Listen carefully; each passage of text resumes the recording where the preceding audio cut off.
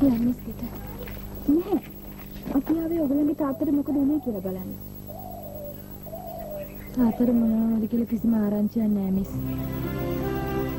මිනිස්සුන්ට ඔයගේ කරදර සිද්ධ වෙනවා වසන්ත. ඒක වේදනාවක් තමයි.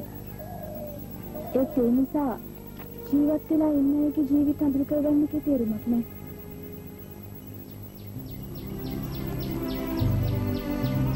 මට ඉස්කෝලේ යනවා. තුන්වත් හිතා ගන්න පුළුවන් වෙයිද දන්නේ නෑ.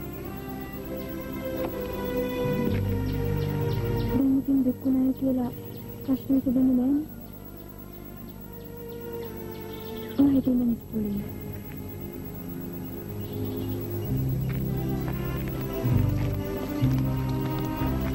අනේ වසන්ත හිටි ඉස්කෝලේ. මට ඔයාලගේ දුක දැනෙනවානේ. ඒත් පුළුවන් තරම් ඉක්මනට වසන්ත ඉස්කෝලේ වෙන්න බලන්න.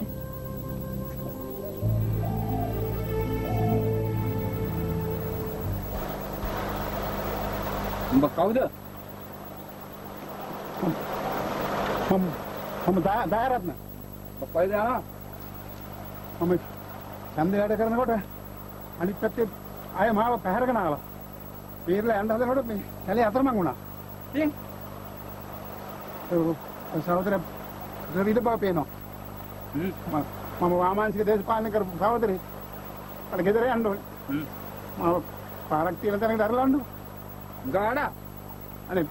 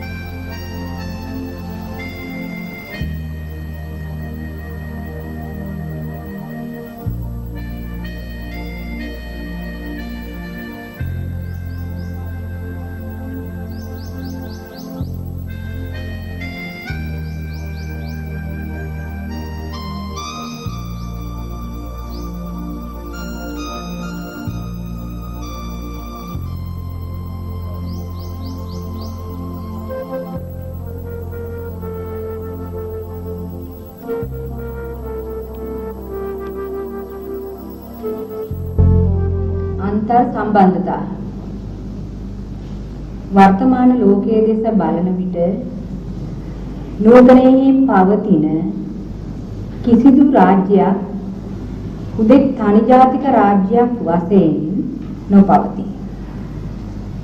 තවද හැම රාජ්‍යයක්ම ලෝක ක්‍රමයේහි කොටසක් ලෙස පවතී.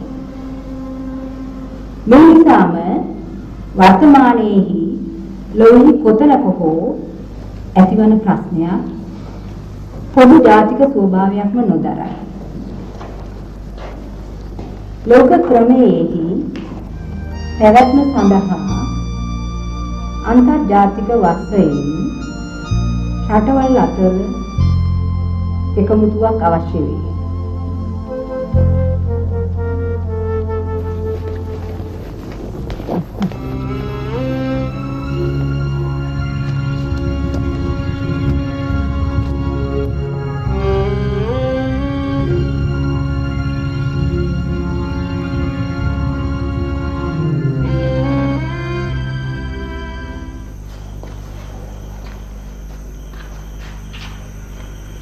මට තේරෙනවා ආදාරත්න තුනකින් ගෙදරට වෙච්ච පාඩුව.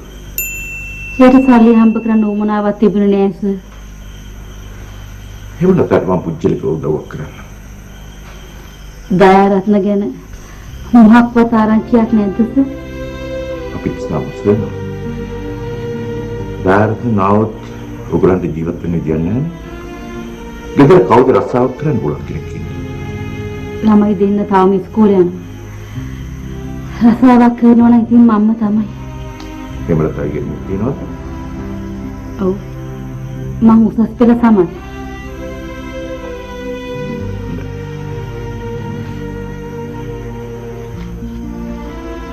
දැන් පිටිය.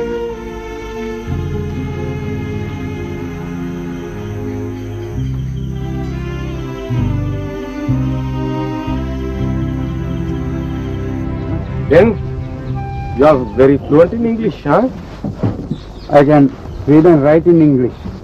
Is it good English? I don't know, my English is bad or good. Can you translate Sinhala into English? Yes, I can. We'll keep you for that reason, huh? Remember, you are a captive. Let me go on. For a lifetime I have been fighting for you. අපේ බලාපොරොත්තු හරියනකම් අපි මුළු ජීවිතේම fight කරනවා. අපිට ජීවිත ගැන බලාපොරොත්තු නැහැ.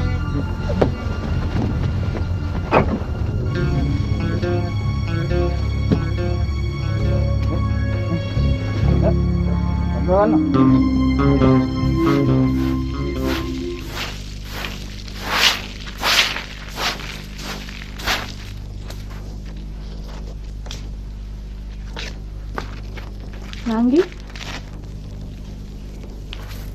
අපි දෙන්නම ඉස්කෝලේෙන් නැතු වෙන එකේ තේරුමක් නැහැනේ. යන්න ඉක්මනට ගිහින් ලෑස්ති වෙන්න. අක්කේ මං ඉස්කෝල නොගියොත් මට විතරයි පාඩු වෙන්නේ. ඔයා ඉස්කෝල නොගියොත් එහෙමද? ඒක මේ මුළු පළාතටමයි මුළු රටටමයි පාඩුයි. ඒකින්ද ඔයා යන්න. මේ ගෙදර තියෙන වැඩක් මම බලා ගන්නවා. ඒ දෙන්නම ඉස්කෝලේ යන්න.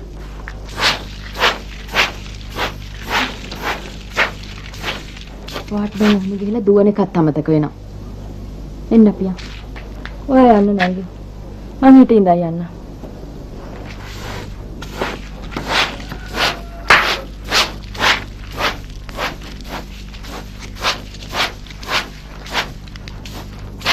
අපේ තාත්තාගේ ගෙදර එන එකක් නැහැ. අපි කවුරු හරි ඉක්මනට රස්සාවක් හොයා ගන්න ඕනේ. නැත්නම් අපි කොහොමද ජීවත් වෙන්නේ යන්නේ? ප්‍රේමතිලක මහත්තයා මුණ ගැහිලා මම මොකක් කර රස්සාවක් හොයා ගන්නවා. ඔයත් ඉස්කෝලේ යන්න. මුද දූ වගේ යන්න.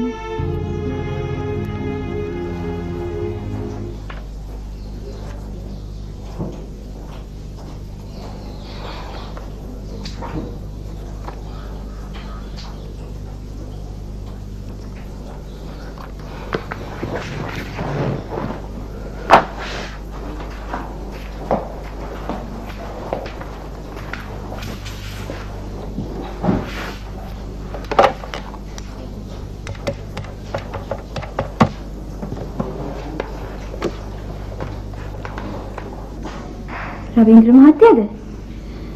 අනේ ඔව් රවීන්ද්‍ර මහත්තයා. හෙළඳ ඉස්කෝලේ ඉන්නේ නැහැ. පව් වැඩි.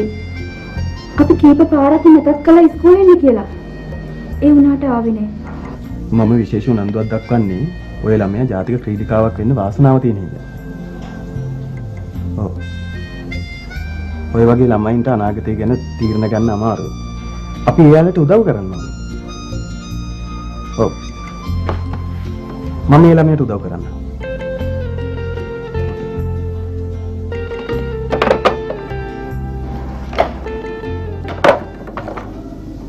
රවීන්ද්‍ර මහත්තයා මේ ළමයාව මීට කලින් අඳුන බවක් පෙවුනද? නෑ මැඩම්. මම දන්න තරමින් නෑ. වසන්තික සාමාන්‍යයෙන් හැසිරීම එහෙම කොහොමද? බොහෝම හොඳ අවබෝධයක් තියෙන ළමයෙක්. ඉගෙනීමේ වැඩවලටත් දක්ෂයිනේ. දයාරත්න ප්‍රේමතිලක මහත්තයා ළඟ වැඩ කරන නිසා මේ අය කලින් ඉඳලා අඳුනනවා ඇති.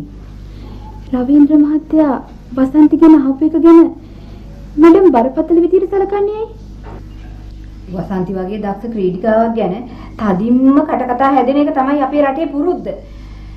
විදුහල්පති නිවාසයෙන් මම මේ ඉස්කෝලේ තදින්ම විනය ආරක්ෂා කරන කෙනෙක්. ප්‍රශ්නයක් තිබුණොත් මම යාට අවවාද කරලා හදා ගන්නම් මැඩම්. ඒ අසාමාන්‍ය දක්ෂ ළමෙක්.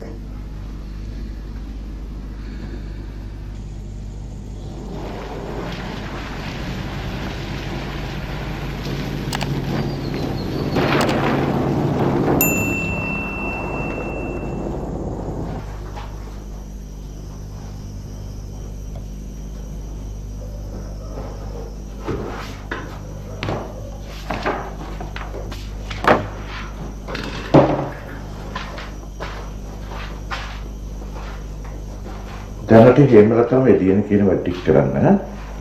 එන්න චන්දනයිස්තුවේ ඇඩ්‍රස් ටික කාඩ් වල ලියන්න. හොඳයි සර්. සර් දයාරත්න ගැන ආරංචියක් නැද්ද? දැහැරත් කොහේ හරි හංගලා ඇති.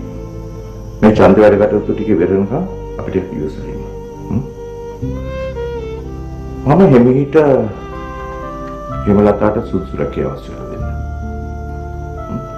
හොඳයි.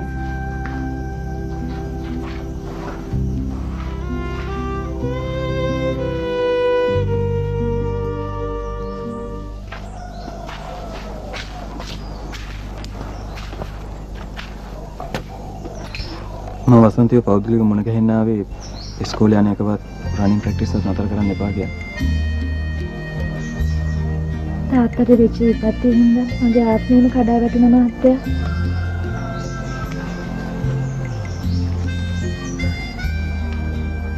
ඉගෙන ගන්නවත් දුවන්නවත් මගේ හිත හදාගන්න අමාරුයි.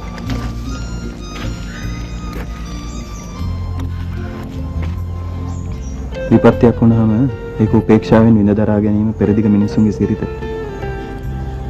සුද්ධ වගේ නිකන් අපි ඕවා ගැන හිත හිත අඬ ඉන්නේ.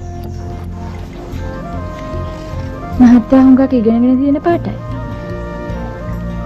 විශේෂයෙන් ස්පෝර්ට්ස් කරන කෙනෙක් වුණාම ඊට වැඩි දරා ගැනීමේ ශක්තිය තියෙනවා. දැන් ගෙදර තියෙන ප්‍රශ්නත් එක්ක ඉස්සරහට මට ස්පෝර්ට්ස් වලට අවශ්‍ය කරන දේවල් පවා ගන්න බැරිද?